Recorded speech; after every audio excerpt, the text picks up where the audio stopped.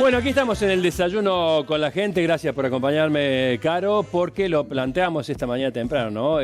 Se ha viralizado el estado de salud del técnico de Boca, Miguel Ángel Russo, un tipo muy querido por la comunidad. No solamente muchos fanas de River que están tirándole un aliento a esta persona que ya lleva muchos años enfermo, que se mantiene con cierta reserva su enfermedad, cosa que nos parece lógica. Pero bueno, hay muchos opinators en las redes sociales que dicen Riquelme deja de explotarlo, la familia que deje de interesarse por la guita y que lo dejen, y el tipo está en pleno uso de sus facultades mentales. Y absolutamente decidido a seguir hasta el final con su carrera. Y vamos a hablar de un tema que nos toca a todos, un tema que termina siendo tabú, pero a la larga o a la corta, la muerte llega para todos, ¿no? Como dice un amigo mío, es de lo único que tenemos certeza cuando nacemos. Exactamente. Que algún día vamos a morir. Es duro tocar estos temas, pero me parece absolutamente necesario. La licenciada Ana D'Alessandro está en línea con nosotros, que ha tenido la enorme amabilidad de atendernos en un momento de mucha actividad para ella. ¿Cómo le va, licenciada? Buen día. Hola, buen día. Mucho gusto, Caro. Espero que estén muy bien y gracias a ustedes. No, al contrario. ¿Cuál es tu especialidad, que me la contaba recién Caro, y me parece que es muy oportuna para esto que vamos a hablar? Bueno, yo soy psicóloga clínica, he trabajado mucho con el tema que están tratando hoy, que es estar cerca de la muerte, los cuidados paliativos. He trabajado en el hospital de urgencia 2 años y en una clínica de diálisis otros 7 años, donde muchas veces la enfermedad crónica se va transformando en una enfermedad terminal y nos encontramos en ese momento difícil. Una persona que tiene una pasión, olvidémonos del técnico de Boca, porque no te voy a hacer opinar de algo que quizás no o quizás sí, eso ya lo decidirás vos, pero una persona que tiene una pasión, su trabajo, y que está en una situación de salud muy complicada, pero que está en pleno uso de sus facultades mentales, privarlo de eso, privarlo de esa actividad, ¿puede ser mejor o peor? Bueno, es una pregunta muy interesante porque desde mi lugar de trabajo siempre voy por el caso a caso, es decir, cada caso particular, ¿sí? Y hay una frase muy linda que dice, la vida es una sola, pero si se hace bien, alcanza, ¿sí? Entonces, creo que esto que vos manifestás, la pasión, ¿sí?, del técnico, conozco el caso, no opino por respeto a la familia, a los vínculos, porque me parece que es una decisión como muy personal, ¿no?, qué hacer en ese momento. Pero con respecto a la pasión que él tiene, la puedo asociar a un propósito, ¿sí?, porque la vida, si bien es finita, se acaba, si tenemos un propósito para afrontarla, cualquier adversidad, como una enfermedad, como una etapa de un proceso terminal de una enfermedad, se atraviesa de una manera más significativa. Claro, sin dudas, estas situaciones y tener un propósito, tener un objetivo, calculo que deben dar ciertas fuerzas hasta en algún punto, pero nosotros entre compañeros también hablábamos de, si bien cada caso es único, cuando una persona está completamente sus facultades para poder decidir, y la intervención de la familia también de decir, che, bueno, no, pero deja hasta acá, frena hasta acá, ¿hasta qué punto se suele tener en cuenta y considerar la decisión de la persona si está en todas sus facultades de poder decidir, o bien de los familiares o las personas cercanas que dicen, che, ¿por qué no frenas y descansas en esto? Sí, entiendo. Mira, desde los cuidados paliativos, que es la disciplina que se ocupa de acompañar a las personas en esas últimas instancias de su vida, siempre vamos por el respeto, ¿sí?, hacia la voluntad del paciente. Más si es como están mencionando ustedes, que es una persona lúcida, que tiene conciencia.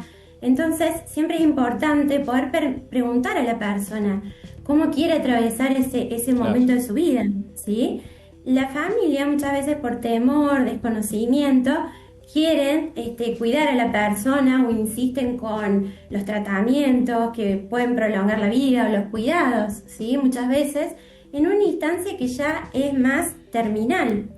Y a veces omiten esta posibilidad de conocer la voluntad final de la persona, que es muy importante, porque la vida nos pertenece a cada uno de nosotros, ¿sí? y si estamos hablando en un caso donde hay conciencia, un adulto que tiene las facultades para decidir. Distinto sería el caso de una persona con una discapacidad o un menor, ¿sí? Pero en este caso creo que sería importante preguntar cuál es el deseo, ¿sí? Si su propósito, su pasión es continuar con su actividad, su trabajo. Esto a términos generales, ¿no? Creo que es importante respetarlo, ¿sí? Honrar la vida. Hay un caso que me toca de cerca, que no viene a cuestión de escribirlo demasiado, pero sí fui testigo prácticamente de alguien a quien, para evitarle todo todo este estrés de la actividad y demás, finalmente terminaron convenciéndolo y tuvo unos años posteriores muy, muy sombríos, porque se le privó de una cosa que lo hacía feliz, le daba un gran estrés, seguramente, pero bueno, ya es una lotería. Vivir más tiempo deprimido, perdón que lo diga así tan brutalmente. Sí, hablábamos, le contamos a la gente, Ana también, para que nos dé su opinión, por ejemplo, una persona que está en una instancia terminal, que no tome porque le va a hacer mal, que no fume, y tal vez es lo único que le da un poco de placer en esa etapa. ¿Cómo lo ven ustedes desde la psicología, desde la especialidad? Bueno, yo te puedo hablar de mi experiencia personal, ¿sí? Lo que podemos ver es que gracias a los avances de la medicina es como que de algún modo hemos llegado a negar una etapa natural de la vida, que es la muerte. Entonces existe mucha presión sobre sostener la vida. Cada vez se prolonga más la expectativa de vida, con una buena dieta, con ejercicios, con muchas indicaciones, pretendemos, ¿sí?, que dure más la vida de una persona, pero descuidando el deseo, que el deseo es lo que nos pertenece y también lo que nos hace humanos, ¿sí?, sujetos de deseo. Ya lo decía Lacan, ¿sí?, la insondable singularidad del ser. ¿Qué significa? Que cada uno de nosotros atravesamos la vida con nuestro deseo, y es importante también que esa última etapa de la vida sea vivida de esa manera, ¿sí?, y no otros decidiendo por uno, salvo casos como mencioné antes donde no hay conciencia no hay una edad, ¿sí? Pero sí creo que es un tema para gran debate, es un tema que es muy interesante porque reactiva también muchos temores, ¿no?, que tienen que ver con la muerte propia. Cuando un familiar está al borde de la muerte, también nosotros reaccionamos y tomamos decisiones en base a nuestros propios limitaciones. Entonces creo que en estos momentos lo más valioso sería preguntarle a la persona: ¿qué deseas hacer? ¿Qué querés hacer? ¿Cuál es tu propósito? ¿Cómo te gustaría, ¿sí?, despedirte de esta vida? ¿Y cómo definirías vos, Ana, el término estrés, más allá de lo que la ciencia dictamine, en un caso así particular? No quiero ponerlo a ruso de centro, elegí vos si lo ponemos o no, pero una persona que tiene un trabajo que es muy estresante, puede ser el presidente de una empresa, conductor del programa de radio más exitoso de Córdoba, como me ha tocado compartir en mucho tiempo. ¿Qué es más estresante para esta persona que quiere seguir adelante a pesar de su estado de salud? ¿Seguir o no seguir? Bueno, has dicho algo muy interesante, que es el estrés. Lo que genera estrés para uno no lo genera para el otro, necesariamente, ¿sí? Entonces, de pronto uno dice, tiene una carrera muy demandante, su actividad laboral es muy estresante para mí. Para él quizás lo está viviendo con plenitud, con placer, con propósito, ¿sí? Y lo estresante para esa persona de pronto sería cesar su actividad. ¿Sí? Volver a su casa, no ejercer su profesión, su trabajo, y un cambio de rutina drástico. Eso puede también, ¿sí?, desencadenar un estrés que sería patológico, porque hay una parte del estrés sano, ¿sí?, el día de estrés que nos mantiene en funcionamiento, pero el estrés patológico es el que supera nuestra capacidad de afrontar la situación que estamos viviendo. Entonces ahí empezamos a hacer síntomas, a enfermarnos.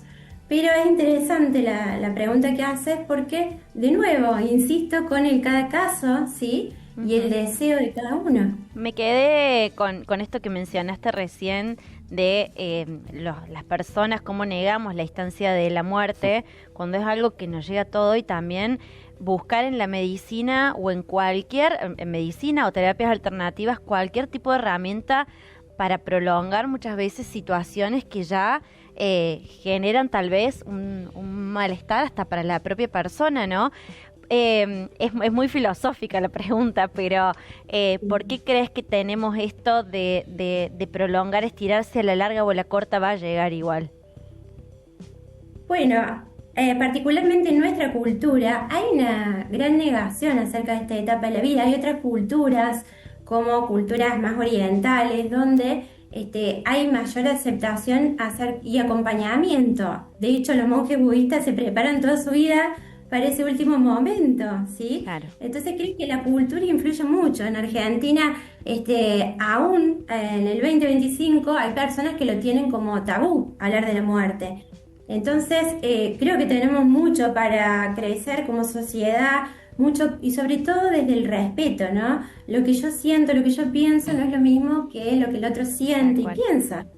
Entonces, sí, creo que hay mucho para trabajar. Por ejemplo, les comento algo de mi práctica profesional. Me gusta mucho preguntarles a los pacientes. Yo he trabajado con pacientes en instancia terminal, crónica, y actualmente con pacientes en una consulta, ¿sí? Por diversos motivos, no necesariamente estos, pero aún así los veo como muy ajenos de su propia vida, donde les cuesta tomar decisiones que son cruciales, como por ejemplo dejar un vínculo patológico que les lleva varios años en su vida. Y me gusta mucho en un contexto cuidado de terapia preguntarles ¿cuánto tiempo de vida te queda? ¿Sí? Y esta pregunta puede ser muy fuerte si no se hace con los cuidados debidos, ¿no? Del contexto de la terapia. Y no se puede hacer cuando hay un paciente con angustia activa. Pero si se hace en un entorno cuidado, moviliza a la persona a tomar conciencia acerca de la finitud de la vida, ¿sí? Que nuestra vida, como ustedes decían recién, comienza, sucede y se acaba. Y esa conciencia nos lleva a tomar mejores decisiones acerca de nuestra vida. Entonces creo que integrar un poco la muerte con la vida nos puede llevar y nos puede acercar un poquito más a la salud. Bueno, si esto fuera una entrevista que dure una hora, ya entramos en temas, como vos dijiste, más filosóficos, profundos, pero sumamente interesantes. La última pregunta de mi parte, hablábamos ya en privado recién cuando estábamos armando la entrevista. ¿Qué decisión, no? Lo decías vos, Caro, ¿qué decisión para una persona, en este caso vos, Ana, trabajar todos los días o bastante seguido con gente que está en situación terminal, casi despidiéndose, por no decir, sacándole el casi, despidiéndose de la vida, que debe ser una experiencia, bueno, muy, muy, muy única.